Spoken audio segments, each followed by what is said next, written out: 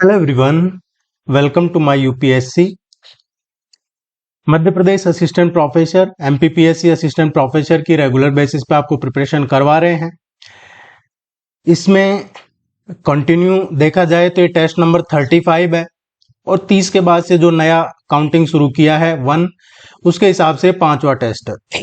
Otherwise जब से vacancy निकली है तब से आपको रेगुलर इसकी प्रिपरेशन करवा रहे हैं और 34 टेस्ट हो चुके हैं। ये टेस्ट नंबर 35 है। कुछ साथियों की शिकायत रहती है कि वीडियो में आवाज अलग तरीके की आती है, किसी को बंगाली में सुनाई दे रहा है, किसी को मराठी में या किसी को इंग्लिश में। तो देखिए, वो आपको यूट्यूब पे देख रहे हैं तो यूट्यूब में जो आप वीडियो देखते हैं तो राइट साइड में सबसे ऊपर वीडियो में आपको एक सेटिंग का ऑप्शन दिखेगा। सेटिंग में जाके लैंग्वेज पे क्लिक कीजिए। लैंग्वेज पे क्लिक करने के बाद आप ओरिजिनल सेलेक्ट कर लीजिएगा और हमारे नहीं कोई सा वीडियो देकर आपके सामने ये इश्यू आए किसी वीडियो में तो आप उसको ओरिजिनल लैंग्वेज पे कर लीजिएगा। तो जिसने हिंदी में बनाया है हिंदी में सुनाई देगा, इंग्लिश में बनाया इंग्लिश में सुनाई देगा, जिस भी लैंग्वेज में बनाया है उसमें सुनाई देगा। हमारे केस में ये आपकी जो डिफॉल्ट सेटिंग है वो उसकी वजह से आ रहा है, कुछ साथियों को इश्यू आ रहा था। अगर आप सीरियसली प्रिपरेशन कर रहे हैं तो वेबसाइट विजिट कर लीजिएगा या इस नंबर पे कांटेक्ट कर लीजिएगा, टेस्ट सीरीज ज्वाइन कर लीजिए। यहाँ से आपको कंप्लीट सिलेबस के नोट्स, ऑनलाइन प्रैक्टिस टेस्ट, उनका डिटेल सॉल्यूशन पीडीएफ और वीडियोज प्रोवाइड करवाए जा रहे हैं। और myupsc.in ये हमारा वेबसाइट है। यहाँ पे जैसे आप myupsc.in पे जाते हैं, होम पेज पे क्लिक करते हैं तो वहां पे ऊपर ऊपर आपको ऐप डाउनलोड का भी लिंक मिल जाएगा। ऐप डाउनलोड कर लीजिए, उसको साइन अप कर लीजिए, साइन अप करके लॉग इन कर लीजिए। वहां पे कुछ सब्जेक्ट्स की अभी टेस्ट सीरीज अवेलेबल है। आपका जो मेन सब्जेक्ट है जैसे इंग्लिश है, हिस्ट्री है, हिंदी, इस तरीके से बाकी आने वाले 1-2 दिन में बाकी और जो सब्जेक्ट है उनकी भी टेस्ट सीरीज अवेलेबल हो जाएगी, जनरल स्टडीज की और सब्जेक्ट दोनों की।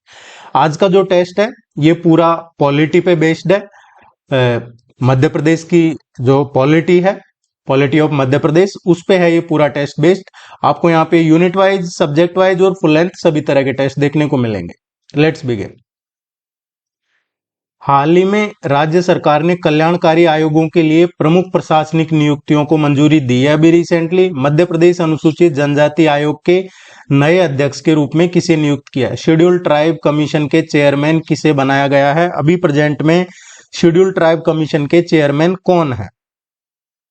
तो इसका जो करेक्ट आंसर आएगा यह आएगा श्री रामलाल रोतेल। ये मध्य प्रदेश अनुसूचित जनजाति आयोग के नए अध्यक्ष नियुक्त किए गए हैं। और अगर हमसे पूछे एससी कमीशन का, शेड्यूल कास्ट अनुसूचित जाति आयोग का पूछे तो जो कैलाश जाटव हैं उनको बनाया गया है एससी कमीशन का। ये पहले एमएलए थे, अभी नहीं है, पूर्व विधायक रहे हैं, इनको एससी कमीशन का अध्यक्ष बनाया।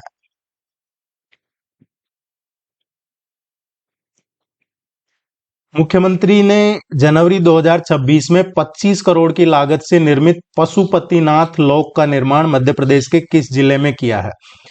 रिसेंटली 2026 में ही ये 25 करोड़ की लागत से पशुपतिनाथ लोक ये बनाया जा रहा है। इसका लोकार्पण किया है मध्य प्रदेश के कौन से जिले में किया है, ये हमसे पूछा है।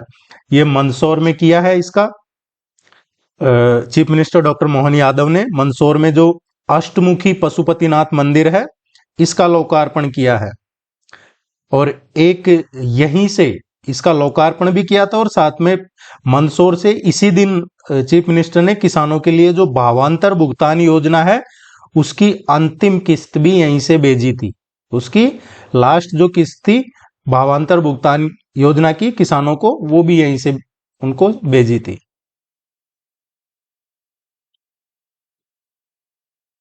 पुनर्गठित मध्य प्रदेश राज्य की पहली अंतरिम विधानसभा का पहला और अंतिम सत्र कब आयोजित किया गया था?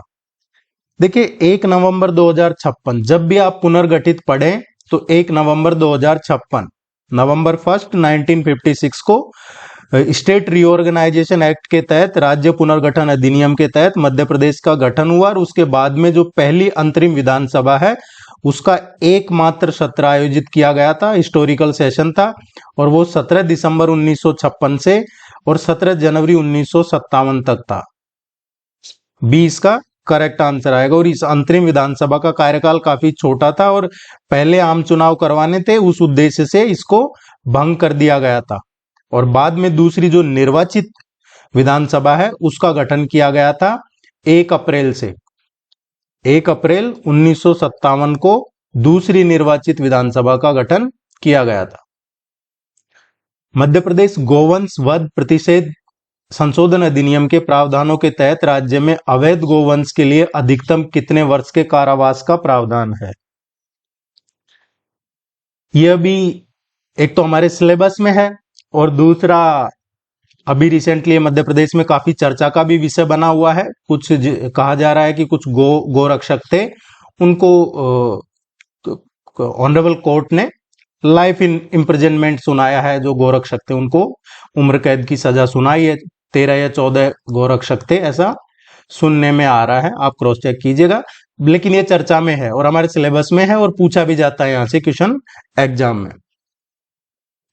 अब इसमें अधिनियम की जो धारा है 5, इसको हमने डिटेल में पढ़ा है। अगर आप पहली बार चैनल पे हैं तो प्लीज आपसे रिक्वेस्ट रहेगा, एमपीपीएससी की अलग से प्लेलिस्ट बनी हुई है, उसमें देखिएगा। ये गोवंश प्रतिषेध अधिनियम, एनवायरमेंट प्रोटेक्शन एक्ट जो सिलेबस में है, पेशा, ये तीनों एक दिन एक साथ पढ़ाए थे। अब इसकी धारा 5 है, इसमें संशोधन किया था और संशोधित नियमों के अनुसार मध्य प्रदेश में जो गोवंश वध करना हो या कराना हो उस पे कम से कम 1 साल और अधिकतम मैक्सिमम इसमें 7 ईयर्स 7 साल तक का प्रावधान है और कम से कम इसमें जो जुर्माना है वो 5,000 का है। सी इसका करेक्ट आंसर है।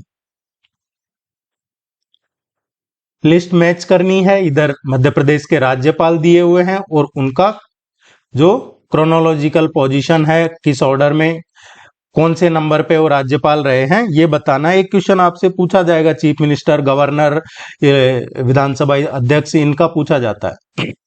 कई बार ऑनरेबल जो हाई कोर्ट है उनके चीफ जस्टिस का पूछ लिया जाता है। इसको देखें तो डॉक्टर बी पट्टाभी सिद्धारमैया, ये नवंबर 1956 से और जून 1957 तक मध्य प्रदेश के पहले राज्यपाल के रूप में काम किया है इन्होंने। पट्टाभी सिद्धारमैया पहले राज्यपाल। सरला ग्रेवाल हैं, ये मध्य प्रदेश की 12वीं राज्यपाल रही थी और मध्य प्रदेश की पहली महिला राज्यपाल रही है ये सरला ग्रेवाल। 1989 से और 1990 तक 12वीं राज्यपाल के रूप में इन्होंने काम किया था। सरला ग्रेवाल 12वीं राज्यपाल। आनंदीबेन पटेल इन्होंने मध्य प्रदेश में 19वें राज्यपाल के रूप में कार्यभार किया था।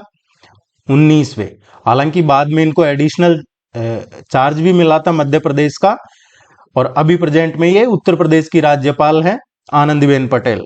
मध्य प्रदेश की ये 19वीं राज्यपाल रही हुई है। और अभी मंगूभाई पटेल, ये जुलाई 2021 को बने थे 30वें राज्यपाल मध्य प्रदेश के। तो इसका जो करेक्ट आंसर आएगा, पहला इसका करेक्ट आंसर आएगा।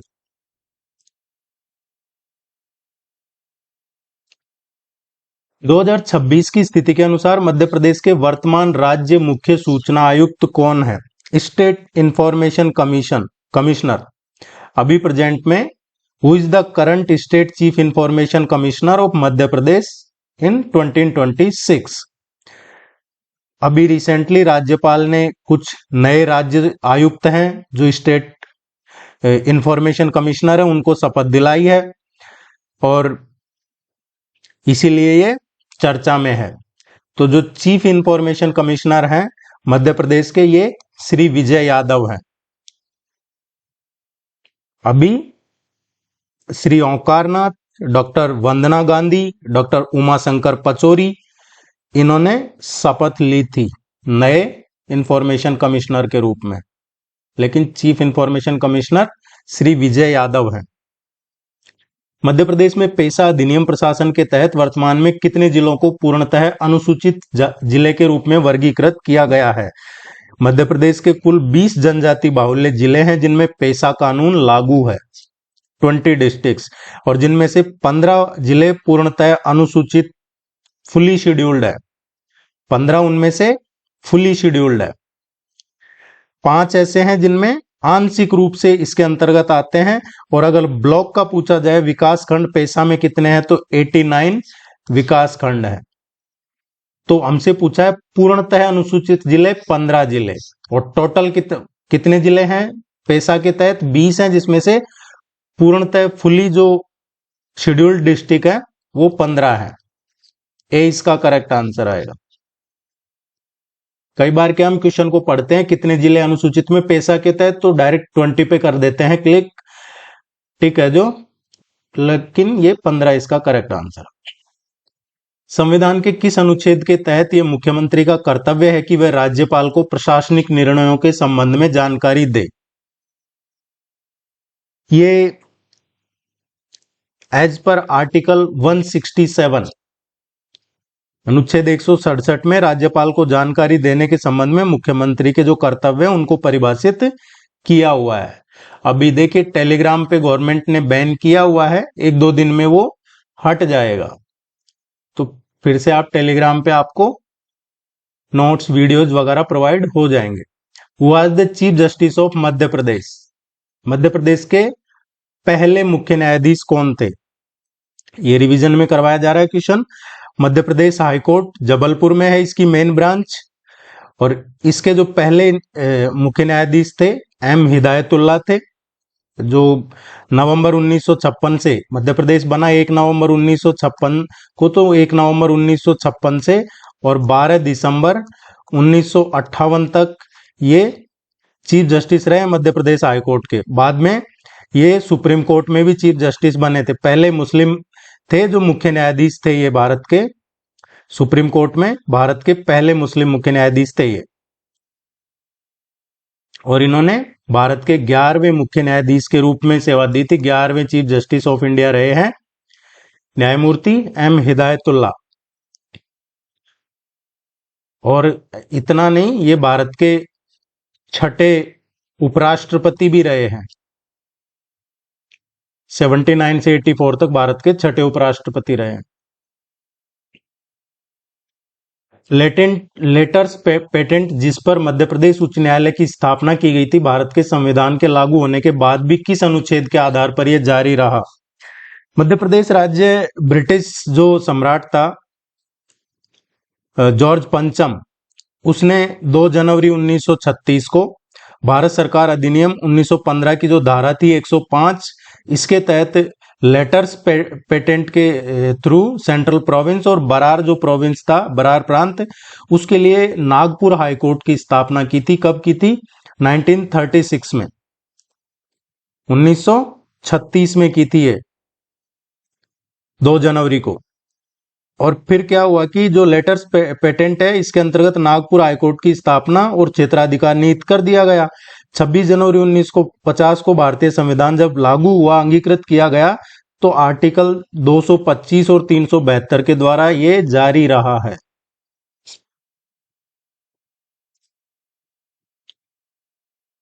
जब मध्य प्रदेश मध्य प्रांत के रूप में जाना जाने वाला क्षेत्र था, उच्च न्यायालय किस स्थान पर था? जब मध्य प्रांत के रूप में जाना जाता था मध्य प्रदेश को, तो इसका जो उच्च न्यायालय हुआ करता था, हाई कोर्ट नागपुर लगता था, जिसकी स्थापना की गई थी 2 जनवरी 1936 को।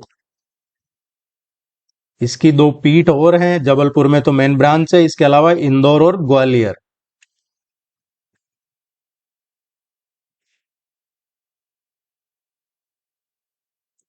निम्नलिखित में से कौन मध्य प्रदेश के महाधिवक्ता की नियुक्ति करता है? जो एडवोकेट जनरल होता है, जैसे सेंट्रल लेवल पे क्या होता है, अटॉर्नी जनरल जो केंद्र सरकार को नियुक्त रिप्रेजेंट करते हैं, वैसे ही एडवोकेट जनरल होता है स्टेट लेवल पे। तो इनकी जो नियुक्ति है ये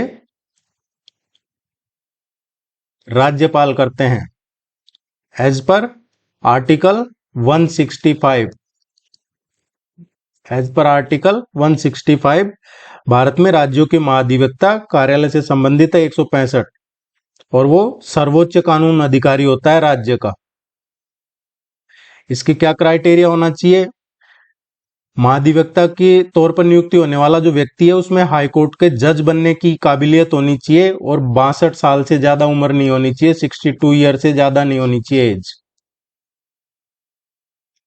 मध्य प्रदेश पेशा नियमों के अनुसार वन और जल संसाधन प्रबंधन के लिए गठित ग्राम सभा की समितियों में एसटी के लिए अनिवार्य न्यूनतम आरक्षण कितना है? पेशा के तहत जो वन और वाटर रिसोर्स मैनेजमेंट के लिए जो ग्राम सभा कमेटी गठित की जाती है, उसमें शेड्यूल ट्राइब के लिए कितना आरक्षण कम से कम होना चाहिए? पेशा नियमों के तहत जो गठित ग्राम सभा है, इसमें कई स्थायी समितियां होती है अलग अलग, जैसे जल संसाधन, वन प्रबंधन, भूमि संरक्षण। इनमें कम से कम 50% लोग, पेशा की बात हो रही है और की नहीं, पेशा ध्यान रखना, पेशा के तहत 50% कम से कम इसमें एसटी कम्युनिटी जरूरी है, और जिसमें महिलाओं की भी पर्याप्त भागीदारी तय की गई है इसमें। आपको 1 तारीख से रिवीजन भी करवाया जाएगा। जिनका 12 जुलाई को एग्जाम है, तो वेबसाइट विजिट करके ज्वाइन कर लीजिएगा। यहाँ से आपको अभी तक जितने भी टेस्ट करवाए हैं वो सब आपको प्रोवाइड करवा दिए जाएंगे, और आगे भी आपको एग्जाम तक रेगुलर इसमें टेस्ट, प्रैक्टिस टेस्ट मिलते रहेंगे। भारत के संविधान का निम्नलिखित में से कौन सा अनुच्छेद मध्य प्रदेश के लिए उच्च न्यायालय की स्थापना से संबंधित है? उच्च न्यायालय की, हर राज्य में एक हाई कोर्ट होगा, ये कॉन्स्टिट्यूशन ऑफ इंडिया में लिखा हुआ है, भारतीय संविधान में, और इसी के तहत मध्य प्रदेश उच्च न्यायालय, जिसकी मुख्य पीठ जबलपुर में है, वो काम करता है। ये कॉन्स्टिट्यूशन का है आर्टिकल 214, 214। मध्य प्रदेश पंचायती राज अधिनियम किस वर्ष पारित किया गया था? 73rd कॉन्स्टिट्यूशन अमेंडमेंट किया गया था, और उसके बाद में मध्य प्रदेश विधानसभा द्वारा इसको पारित किया गया था 30 दिसंबर को। 30 दिसंबर 1993 को इसको मध्य प्रदेश विधानसभा से पारित किया गया था। तो ये तो पूछा है किस वर्ष पारित किया गया था। अगर हमसे पूछा जाए कि पंचायती राज एक्ट मध्य प्रदेश में लागू कब हुआ था, तो ये लागू हुआ था 25 जनवरी से, 25 जनवरी 1994, 25 जनवरी 1994 से लागू हो गया था पंचायती राज एक्ट मध्य प्रदेश में। उच्च न्यायालय की ग्वालियर पीठ के वर्तमान भवन की आधारशिला निम्नलिखित में से मध्य प्रदेश उच्च न्यायालय के किस मुख्य न्यायाधीश ने रखी थी? अभी जो ग्वालियर पीठ है, इसकी बात हो रही है कि इसकी आधारशिला, जब ग्वालियर पीठ बनाया गया था उस टाइम पे चीफ जस्टिस कौन थे? क्योंकि जो चीफ जस्टिस होंगे उन्होंने आधारशिला रखी थी। ये न्यायमूर्ति यूएल भट्ट द्वारा रखी गई थी, जस्टिस यूएल भट्ट 14वें चीफ जस्टिस थे मध्य प्रदेश हाई कोर्ट के, और इन्हीं के कार्यकाल में ये हुआ था। ये 1993 से 95 की बात है, 93-95। How many seats are reserve for schedule caste in the Madhya Pradesh state legislative assembly? एक क्वेश्चन आता है इस तरीके का।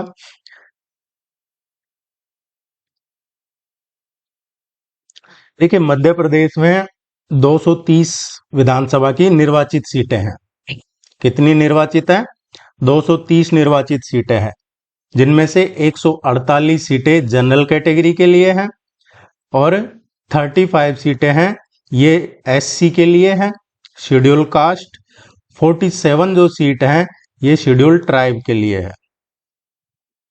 और मध्य प्रदेश है जो बाइकैमरल नहीं है, यूनिकैमरल, ये एक सदन है, वहां यहाँ पे विधानसभा, ये विधान परिषद नहीं है। हमसे पूछा है एससी का, अनुसूचित जाति का, तो 35। मध्य प्रदेश से लोकसभा की 29 सीटें हैं।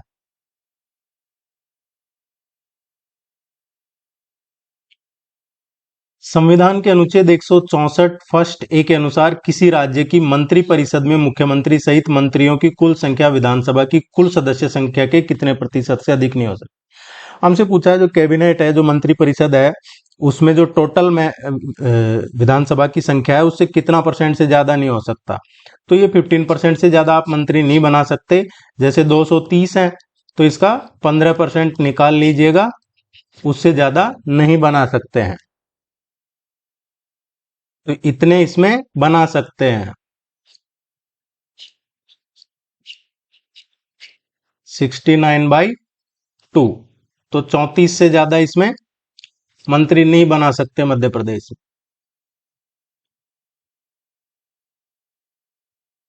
मध्य प्रदेश के निम्नलिखित मुख्यमंत्रियों में से किसने मध्य प्रदेश विधानसभा में विपक्ष के नेता का पद नहीं संभाला है?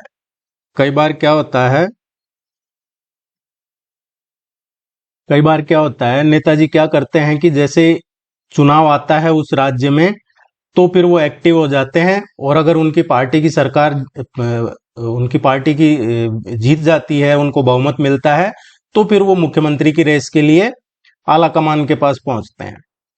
ये चाहे आप मध्य प्रदेश में देखिए, चाहे राजस्थान में देखिए, और भी कई राज्यों में है। जैसे मध्य प्रदेश में दिग्विजय सिंह जी हैं, ये मुख्यमंत्री रहे हैं लेकिन विपक्ष के नेता नहीं रहे हैं। राजस्थान में आप देखेंगे गहलोत साहब हैं, अभी जैसे राजस्थान में कांग्रेस पार्टी की सरकार नहीं है, तो गहलोत साहब अभी आपको दिल्ली में नजर आएंगे, राजस्थान में नहीं नजर आ रहे हैं। वो ज्यादा दिल्ली में एक्टिव है, और स्पेशली जो कॉन्स्टिट्यूशन क्लब है उधर उनकी जो बातें हैं वो सुनने को मिलती है। और ये अभी नहीं, शुरू से काफी टाइम से हम देखते रहते हैं, तो ये रहता है। दिग्विजय सिंह जी हैं, गहलोत साहब है, ये पुराने लीडर, और जैसे ही इलेक्शन आता है फिर ये चीफ मिनिस्टर की रेस में शामिल हो जाते हैं। तो मध्य प्रदेश की बात करें तो विधानसभा में विपक्ष के नेता का पद इनमें से तो दिग्विजय सिंह जी हो गए। दिग्विजय सिंह जी नेता प्रतिपक्ष नहीं रहे। नेता प्रतिपक्ष को क्या है, काफी कुछ बहस करनी होती है, सुनना पड़ता है जब दूसरी पार्टी की सरकार आती है। इसके अलावा मोतीलाल वोरा जी हैं, ये भी नहीं रहे, तो ये दोनों नहीं रहे हैं। अगर हमसे पूछा जाए कि कौन से मुख्यमंत्री हैं जो इस पद पे रहे हैं, तो इस पे देखेंगे तो उमा भारती जी हैं, वो लीडर ऑफ अपोजिशन के पद पे रही है उमा भारती जी। बाबूलाल गौर रहे हैं लीडर ऑफ अपोजिशन, जो मुख्यमंत्री भी रहे हैं और नेता प्रतिपक्ष भी रहे हैं विधानसभा में। अर्जुन सिंह जी रहे हैं, बाबूलाल गौर, उमा भारती। शिवराज सिंह चौहान जी भी नहीं रहे लीडर ऑफ अपोजिशन, जहां तक जानकारी है।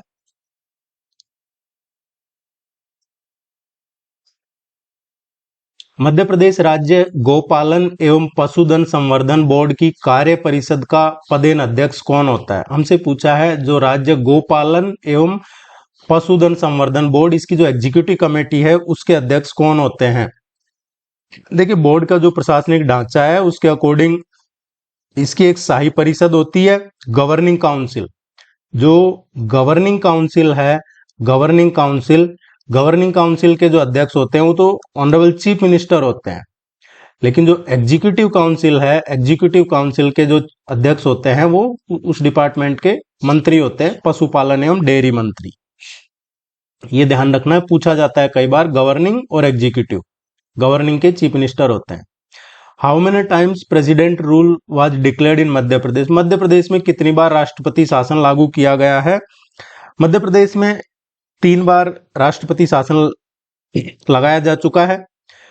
पहली बार ये 29 अप्रैल को लगा था, 29 अप्रैल 1977 को, और इससे और 25 जून तक लागू किया गया था, 25 जून 1977। दूसरा जो लगाया गया था मध्य प्रदेश में प्रेसिडेंट रूल, ये 18 फरवरी से लगा था, 18 फरवरी 1980 से, और ये लगाया गया था 8 जून तक, 8 जून 1980 तक। और तीसरी बार जो थर्ड टाइम मध्य प्रदेश में प्रेसिडेंट रूल लगा था, ये 15 दिसंबर 1992 इससे लेके और 7 दिसंबर 1993। ये 3 बार मध्य प्रदेश में राष्ट्रपति शासन अब तक लगाया जा चुका है। मध्य प्रदेश में निम्नलिखित में से कौन सी जिला पंचायत की स्थायी समितियां हैं? इनमें से स्थायी समितियां कौन सी हैं? तो इसमें जो स्थायी समितियां हैं, सामान्य प्रशासन समिति स्थायी समिति होती है, वित्त समिति स्थायी समिति होती है, न्यायिक जो सामाजिक न्याय समिति है वो भी स्थायी समिति होती है, शिक्षा समिति, एग्रीकल्चर से रिलेटेड समिति। तो 5 स्थायी समिति तो ये है। लेकिन ऑप्शन के हिसाब से देखेंगे तो administration committee, general administration committee, agriculture committee, education committee, इसके अलावा सामाजिक न्याय कमेटी होती है, एक फाइनेंस कमेटी और होती है। तो ये तीनों ही करेक्ट है। जिला पंचायत का पूछा है परमानेंट कमेटी, ये थोड़ा सा आपको ध्यान रखना होगा। मध्य प्रदेश के नामांकित मुख्यमंत्रियों में से कौन अपने कार्यकाल के दौरान मध्य प्रदेश विधानसभा में सदन के नेता नहीं रहे? ये पूछा है, सदन के नेता नहीं रहे वो। मुख्यमंत्री तो सदन का नेता होता है, लेकिन वो अपने कार्यकाल के टाइम पे विधानसभा में सदन के नेता नहीं रहे। देखिए, मुख्यमंत्री अपने कार्यकाल के टाइम पे नहीं रहे, इसकी वजह थी क्योंकि जब ये मुख्यमंत्री बने फिर उन्होंने कांग्रेस पार्टी से इस्तीफा देके और लोक सेवा दल का गठन कर लिया था गोविंद नारायण सिंह जी ने। और ये 1967 से और 1969 तक की बात है। 1969 ये मुख्यमंत्री थे, लेकिन नेता सदन नहीं थे। निम्नलिखित में से कौन मध्य प्रदेश विधानसभा के प्रोटेम स्पीकर, अध्यक्ष और उपाध्यक्ष के पद पर रहे? प्रोटेम स्पीकर का क्या काम होता है? जैसे कोई नई सरकार चुन के आती है तो उसके जो शपथ वगैरह दिलाने का काम है वो प्रोटेम स्पीकर नियुक्त किया जाता है। लेकिन कौन है जो प्रोटेम स्पीकर भी रहे हैं, विधानसभा के अध्यक्ष भी रहे हैं और उपाध्यक्ष भी रहे हैं, तीनों पद पे रहे हैं? ये रामकिशोर शुक्ल मध्य प्रदेश विधानसभा के प्रोटेम स्पीकर रहे थे 10वीं विधानसभा के टाइम पे। प्रोटेम स्पीकर थे 10वीं विधानसभा के टाइम पे ये प्रोटेम स्पीकर थे रामकिशोर शुक्ल। और 7वीं विधानसभा के अध्यक्ष चुने गए थे, अध्यक्ष थे जो 7वीं विधानसभा थी उसमें उसके अध्यक्ष थे रामकिशोर शुक्ल। और चौथी विधानसभा में ये उपाध्यक्ष थे, चौथी विधानसभा में उपाध्यक्ष थे ये।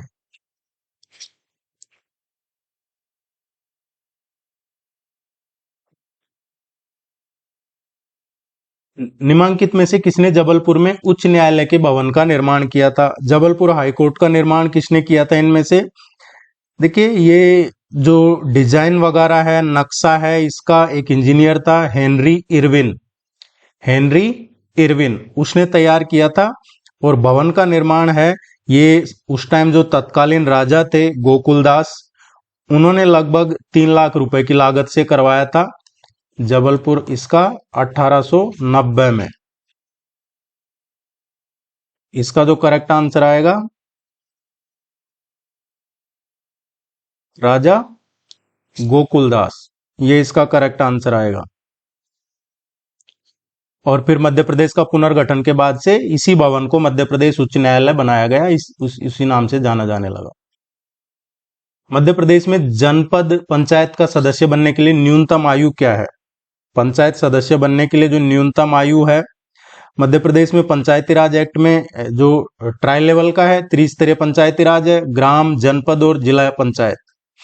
अब इसमें किसी भी स्तर पे चुनाव लड़ने के लिए कम से कम 21 साल की एज होनी चाहिए, चाहे आप ग्राम के पंचायत, जनपद या जिला पंचायत, 21 साल।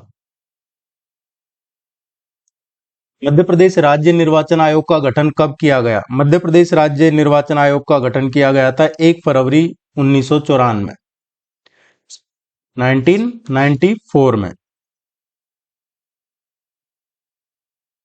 मध्य प्रदेश विधानसभा की कार्रवाई का सही क्रम चुने, इनमें से सही ऑर्डर क्या है? देख ले, विधानसभा में सबसे पहले क्या होता है? सबसे पहले शपथ दिलाई जाती है। अब शपथ या उसको प्रतिज्ञान भी पूछ लिया जाता है कई बार एग्जाम में। इसके बाद में क्या होता है? राज्यपाल का अभिभाषण होता है। राज्यपाल के अभिभाषण के बाद में फिर मंत्रियों का परिचय करवाया जाता है, क्योंकि मंत्रियों को शपथ राज्यपाल दिलाते हैं। और फिर किसी का कोई निधन वगैरह है उससे संबंधित उल्लेख किया जाता है। 3241।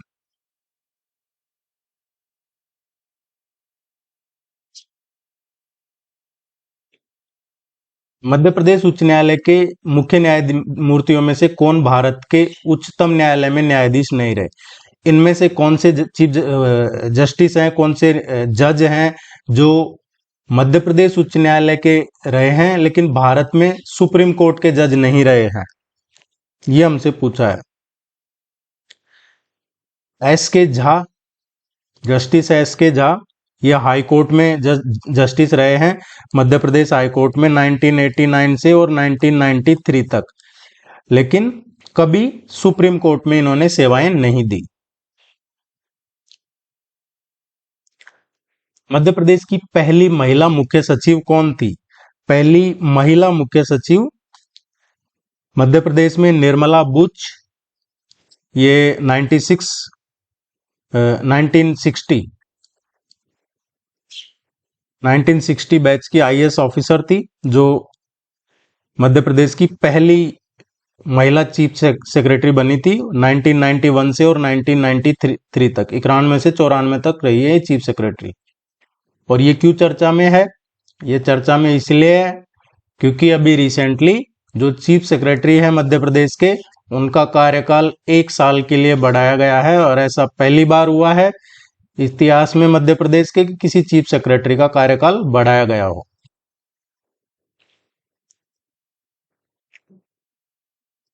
संविधान के किस अनुच्छेद के तहत मध्य प्रदेश के राज्यपाल अध्यादेश जारी कर सकते हैं? भारतीय संविधान में आर्टिकल 213 है। इसके तहत राज्य विधानसभा का सत्र न चल रहा हो तो राज्यपाल को ऑर्डिनेंस जारी करने की ये विधायी शक्ति 213 के तहत प्राप्त है। मध्य प्रदेश के निम्नलिखित मुख्यमंत्रियों में से किसने केंद्रीय कैबिनेट मंत्री के रूप में काम नहीं किया है? मध्य प्रदेश के मुख्यमंत्रियों की बात हो रही है। जैसे अभी फॉर्मर चीफ मिनिस्टर थे शिवराज सिंह जी, तो वो अभी सेंटर में कैबिनेट मिनिस्टर है। इस तरीके से पूछा है कि कौन से नहीं रहे हैं। सुंदरलाल पटवा, ये मध्य प्रदेश के मुख्यमंत्री रहे हैं लेकिन कभी केंद्रीय कैबिनेट मंत्री नहीं रहे। बाकी पीसी सेठी, अर्जुन सिंह, कमलनाथ जी, ये कैबिनेट मंत्रालयों में सेवाएं दे चुके हैं।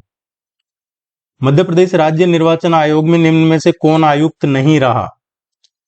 हमसे पूछा है स्टेट इलेक्शन कमिश्नर का। स्टेट इलेक्शन कमीशन में कौन आयुक्त नहीं रहा इनमें से? अवनी वैश्य, श्री अवनी वैश्य, ये नहीं रहे हैं। मध्य प्रदेश के पहले जो निर्वाचन आयुक्त थे कौन थे? एनबी लोहानी। एनबी लोहानी ये मध्य प्रदेश के पहले मुख्य निर्वाचन आयुक्त थे। अभी प्रेजेंट में कौन है स्टेट इलेक्शन कमिश्नर मध्य प्रदेश में? ये एम के श्रीवास्तव। एम के श्रीवास्तव अभी मध्य प्रदेश के मुख्य निर्वाचन आयुक्त है, मध्य प्रदेश राज्य निर्वाचन आयुक्त।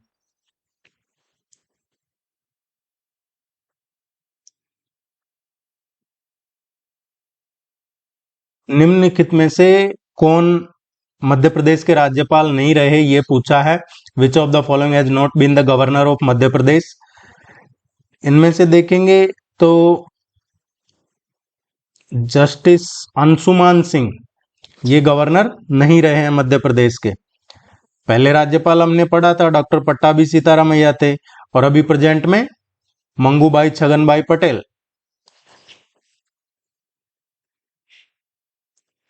किस मुख्यमंत्री के कार्यकाल के दौरान मध्य प्रदेश में पहली बार राष्ट्रपति शासन लगाया गया था? पहली बार मध्य प्रदेश में जो राष्ट्रपति शासन लगाया गया था, जो हमने पढ़ा था ऊपर अभी 77 में, श्री श्यामाचरण शुक्ल मुख्यमंत्री थे जब उनके कार्यकाल में लगाया गया था।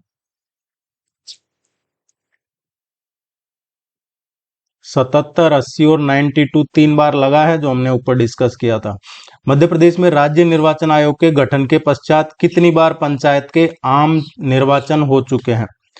आम चुनाव, आम निर्वाचन पंचायत के मध्य प्रदेश राज्य निर्वाचन आयोग का गठन हुआ, उसके बाद पंचायत के आम निर्वाचन कितने हो चुके हैं? तो अब तक टोटल 6 हो चुके हैं।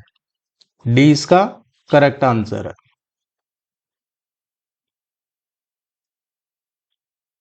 ये क्वेश्चन पहले आपको किसी टेस्ट में करवाया था, और जब किसी टेस्ट में कोई ह्यूमन एरर हो जाता है, हालांकि इसका डिटेल डिस्क्रिप्शन में तो मिलेगा, लेकिन कई बार अगर हो जाता है तो फिर उस क्वेश्चन को हम अगले किसी टेस्ट में जरूर कंसिडर करते हैं और फिर उसको करेक्ट करवाया जाता है। इसलिए आपसे हम रिक्वेस्ट करते हैं कि चैनल को सब्सक्राइब करके रखिएगा, ताकि अगर कोई इश्यू आता है किसी क्वेश्चन में, अनफॉर्चुनेटली कोशिश रहती है कि कोई एरर ना हो, क्रॉस चेक करके भी आपके सामने लाते हैं, लेकिन फिर भी कई बार बोलने में हो जाता है, तो उसको हम वापस से दूसरे किसी टेस्ट में जरूर करेक्ट करते हैं। ये किसी टेस्ट में आपको 5 बताया था, अभी ये 6 हैं। और उस टाइम कोविड की वजह से नहीं हो पाए थे पंचायत के आम चुनाव, और फिर बाद में हुए हैं ये।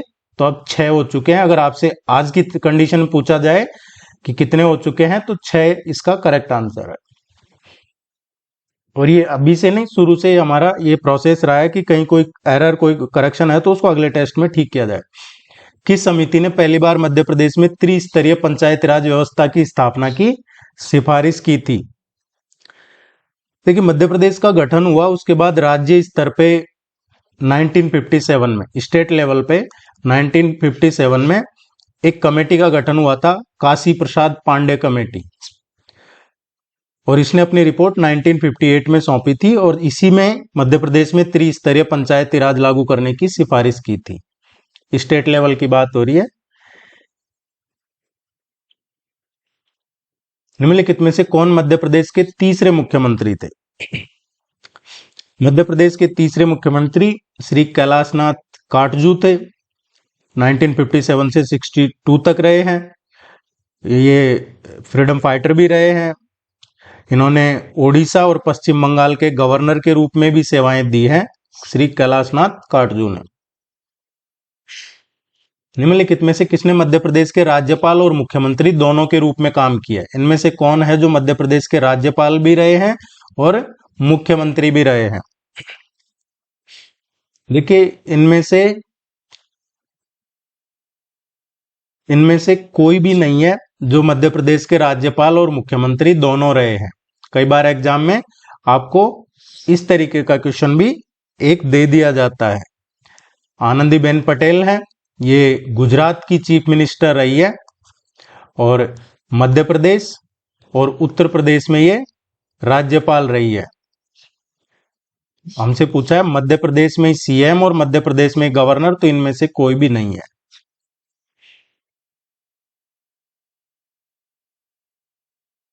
मध्य प्रदेश विधानसभा के प्रथम उपाध्यक्ष कौन थे? मध्य प्रदेश विधानसभा के पहले जो उपाध्यक्ष थे, डिप्टी स्पीकर, ये बने थे 1956-57 में। ये विष्णु विनायक सरवटे पहले डिप्टी स्पीकर। भारतीय संविधान के किस अनुच्छेद के तहत राज्य लोक सेवा आयोग एमपीपीएससी के लिए अपनी वार्षिक कार्य संपादन रिपोर्ट राज्यपाल को सौंपना आवश्यक है? कौन सा आर्टिकल कहता है कि जो स्टेट पीएससी है, एमपीपीएससी, ये अपनी हर साल वार्षिक रिपोर्ट गवर्नर को सौंपेंगे? ये जरूरी है। हर हाल में अपने कार्यों की वार्षिक रिपोर्ट राज्यपाल को देनी होती है, और फिर राज्यपाल उसको विधानमंडल के सामने रखते हैं, विधानसभा में रखते हैं। ये आर्टिकल 323। देखिए दोस्तों, वीडियो को लाइक जरूर कीजिएगा, और अगर आप नए हैं तो चैनल को सब्सक्राइब कर लीजिए, और रेगुलर बेसिस पे आपको प्रिपरेशन करवाई जा रही है। वेबसाइट विजिट कर लीजिएगा, यहाँ से आपको notes, PDF, online test, videos सब प्रोवाइड करवाए जाएंगे, या फिर इस नंबर पे कांटेक्ट करके भी आप टेस्ट सीरीज ज्वाइन कर सकते हैं। 1 नवंबर 1956 को जब मध्य प्रदेश राज्य का पुनर्गठन हुआ, तब कितने जिले थे? मध्य प्रदेश राज्य का पुनर्गठन हुआ उस टाइम पे कितने जिले थे, ये पूछा गया है हमसे। 43 डिस्ट्रिक्ट थे उस टाइम, जब 1 नवंबर 1956 को मध्य प्रदेश का पुनर्गठन हुआ। 43 जिले थे और 9 डिवीजन थे, 9 संभाग। और उस समय जो मध्य प्रदेश की राजधानी बनाया था भोपाल, जो अभी मध्य प्रदेश की राजधानी है भोपाल, उस टाइम पे मध्य प्रदेश, ये भोपाल है, ये सीहोर जिले में एक तहसील हुआ करता था। सीहोर जिले की एक तहसील हुआ करता था भोपाल।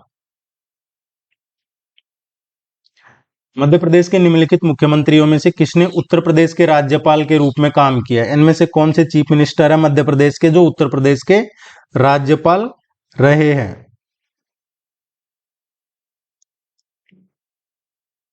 इसका जो करेक्ट आंसर आएगा, मोतीलाल वोरा।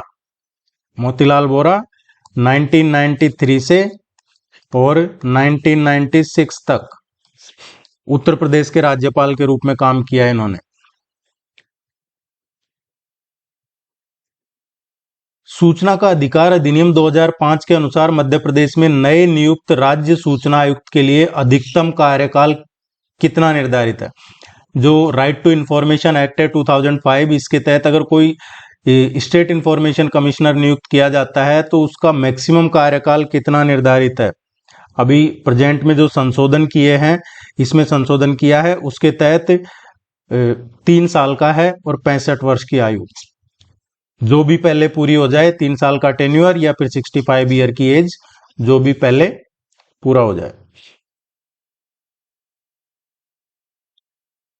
जनवरी 2026 में मध्य प्रदेश सरकार ने राज्य में बहुभाषी डिजिटल गवर्नेंस को बढ़ावा देने के लिए इलेक्ट्रॉनिक्स और सूचना मंत्रालय के किस प्रभाग के साथ एक समझौता ज्ञापन पर हस्ताक्षर हुए हैं? ये डिजिटल इंडिया भाषिणी है, इसके तहत ये किया गया है। राज्य प्रशासन में जो वॉइस फर्स्ट है, इसके आसान बनाने के लिए किया है ये डिजिटल इंडिया भाषिणी। मध्य प्रदेश विधानसभा के स्थापित नियमों के तहत कौन सदन की नियमित समिति के पदेन अध्यक्ष के रूप में काम करते हैं? देखिए, मध्य प्रदेश विधानसभा की जो रूल्स कमेटी है, नियम समिति, ये एक इंपॉर्टेंट परमानेंट कमेटी होती है और इसके जो पदेन अध्यक्ष होते हैं वो खुद speaker of the legislative assembly, मतलब जो विधानसभा अध्यक्ष होते हैं वो होते हैं इसके। और अभी नियम समिति के अध्यक्ष कौन है? नरेंद्र सिंह तोमर। वर्तमान में 16वीं विधानसभा के अध्यक्ष हैं जो इसके अध्यक्ष हैं। मध्य प्रदेश में निम्नलिखित में से कौन नाट्यशालाओं एवं सार्वजनिक मनोरंजन पर कर लगा सकता है? नाट्यशाला और जो सार्वजनिक मनोरंजन है, इस पे कर लगाने का काम जनपद पंचायत का है। जनपद पंचायत तहसील या ब्लॉक स्तर पे एक स्थायी सरकारी निकाय होता है।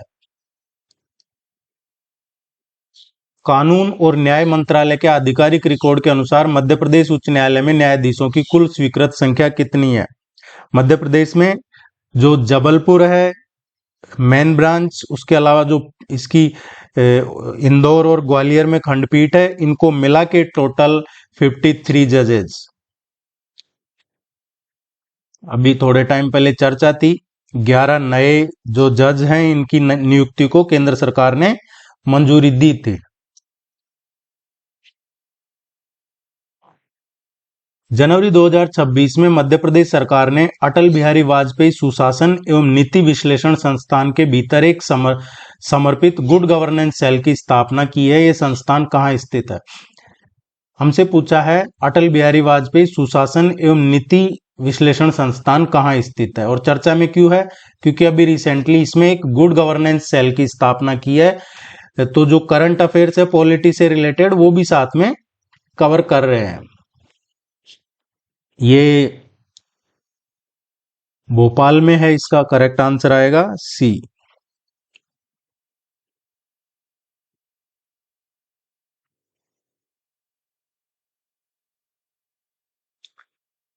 निम्नलिखित में से कौन सी समिति मध्य प्रदेश में प्रशासन पर वित्तीय और विधायी नियंत्रण नहीं रखती है? इनमें से कौन सी कमेटी है जो मध्य प्रदेश में प्रशासन पे फाइनेंशियल और जो एक लेजिस्लेटिव कंट्रोल है वो नहीं होता है उस समिति का? मध्य प्रदेश की जो विशेषाधिकार समिति है, प्रशासन में वित्तीय और विधायी नियंत्रण नहीं रखती है। इस समिति का गठन जो अध्यक्ष है या जो सभापति है उनके द्वारा किया जाता है, विशेषाधिकार समिति। सभी टेस्ट में आपको 50 क्वेश्चन ही करवाए जाते हैं, आपके सिलेबस के अकॉर्डिंग करवाए जाते हैं, आपके एग्जाम का जो लेवल है उसके अकॉर्डिंग करवाए जाते हैं। निश्चिंत होकर टेस्ट सीरीज फॉलो कीजिए, 40+ यहाँ से कहीं नहीं जाएगा और प्रैक्टिस करते रहिएगा, क्योंकि इस बार पहली बार है जब नेगेटिव मार्किंग है, इसमें नेगेटिव मार्किंग भी है इस बार 1/4। Thank you very much. आपकी कोई क्वेरी हो तो कमेंट सेक्शन में मेंशन कीजिएगा। नमस्कार।